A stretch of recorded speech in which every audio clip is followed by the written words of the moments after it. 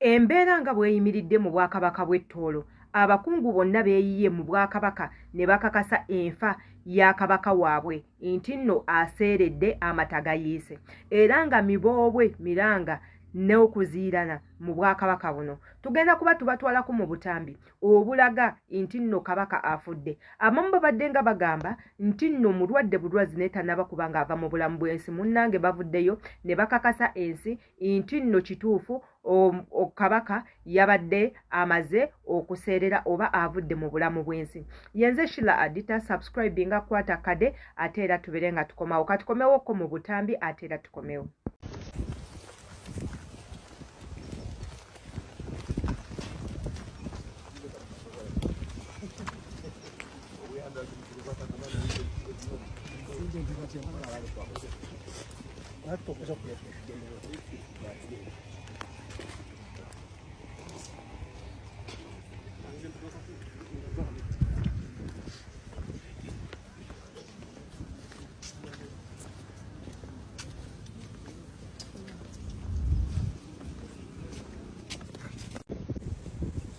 Indangira ababito, indangira emyenda ya Tooro yoona, kihoire, Tooro ejumikirwe, amata gatikire,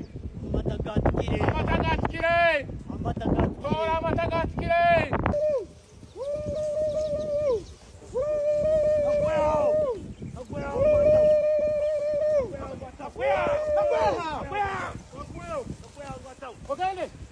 Okay, let's come on.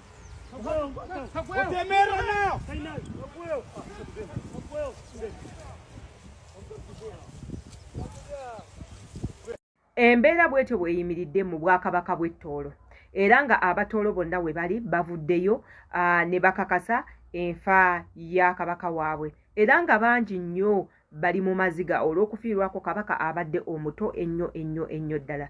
Ebifaananyi by'omukyala we n'abaana n'omwana we byonna byonna bibateereddewo, mugenda kubanga mubiraba, mulabe bambi omusajja alese a very beautiful family behind.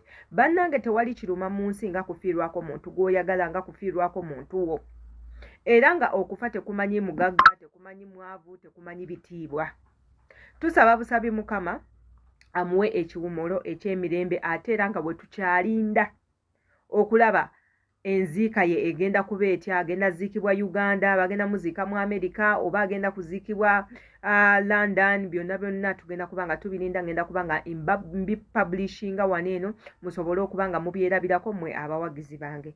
Yenze Sheila Adita, mbaagala nnyo. Bw'atyo kabaka bwe yatufuddeko abadde omuto oyo, ekibadde ekirooto kya buli mukyala, era ng'abakazi bangi nnyo babadde bamwegomba. Nzijukira nti kabaka ono we yali akyali muto, ekirooto ky'omukazi gwe yali ayagala okuwasa ye yali omukyala ayitibwa Grace Nakimera, era nga ebintu ebyo byayitiŋŋana nnyo nga kabaka w'e Tooro we yeegomba Grace Nakimera. Wabula obwakabaka nga we butambula ne bamugamba tosobola kwagala mukyala oba kuwasa mukazi atambula ng'ali bwereere, ayambala amabeere ne gabiyita ebweru, ayambala ebisambi ne biyita ebweru, omukyala w'ensi yonna alabibwa buli omu, akwatibwako buli omu, gw'ate tasobola kubeera mukyala wo. Kino kyayisa bubi kabaka oyo avudde oba aseeredde, kyamuyisa bubi nnyo okuba nti bamugaanye okwagala omukyala ye gw'ayina mu kirooto kye nti y'ayina okubeera omukyala gw'ayina okuwasa n'okuzaalamu abaana. Bw'atyo yafunayo ekijuujulu, era omukolo gwe gwali gw'amaanyi nnyo. Wabula ekindeetedde okunyolwa mu bulamu bwange kwe kuba nti bambi tatutte ebbanga ddene na mukyala we teyeeyagaliddeko mu bufumbo, kubanga kabaka ono abadde mulwadde. Nzijukira era waliwo omuntu eyavayo n'atugamba ku bulwadde bw'omugenzi essaawa zino nti kabaka mulwadde muyi, wabula tebyatambula nnyo. Nga womanyi nti ebintu by'obwakabaka information esinga ebeera confidential, nti tefuluma mu bantu ba bulijjo unless nga it's confirmed. Bwe butyo obulwadde bw'Obwakabaka bwakuumibwa mpaka waaseeredde n'ava mu bulamu bw'ensi, ekirese Abatooro nga basobeddwa ku ki ekyokukola. Wabula kabaka ono alese ng'azaalidde obwakabaka bwe omwana ow'obulenzi, ekiteeberezebwa nti omwana ono ow'obulenzi yagenda okudda ku Namulondo oba yagenda okudda mu bikono gy'ono abadde kabaka.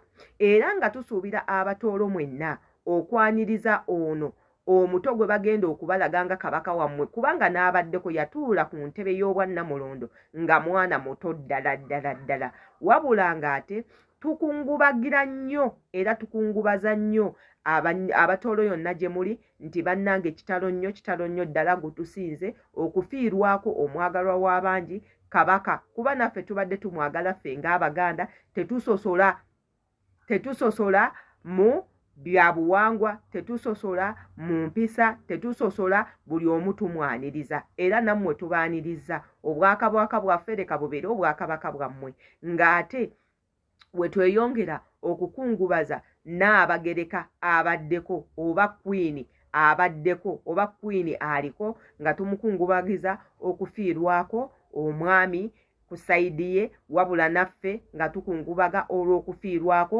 kabaka waffe. Tusaba Mukama amulamuze kisa byonna ebyamusobako abimusonyiwe.